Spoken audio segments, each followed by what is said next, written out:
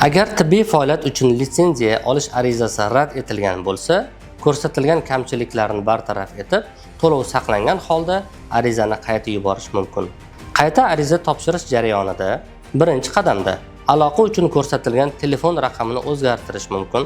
Ikkinchi qadamda tibbiy faoliyat amalga oshiradigan manzilni tahrirlash yoki yangi manzil qo'shish, shuningdek, ushbu manzil bo'yicha tibbiy ixtisoslik yo'nalishlarini tanlash yoki olib tashlash mumkin. Uchinchi qadamda mutaxassislar haqidagi ma'lumotlarni yangilash yoki yangi mutaxassis qo'shish, shu bilan birga ularning mehnat.uz tizimida ro'yxatdan o'tganligini tekshirsa bo'ladi. To'rtinchi qadamda esa Adliya vazirligida ro'yxatdan o'tgan 2905 sonli minimal talablar asosida kiritilgan texnik va tibbiy jihozlar haqidagi ma'lumotlarni o'zgartirish yoki yangi jihozlarni qo'shish imkoniyati mavjud. Barcha o'zgartirishlar kiritilgach, ma'lumotlar tekshiriladi va ariza qayta topshiriladi.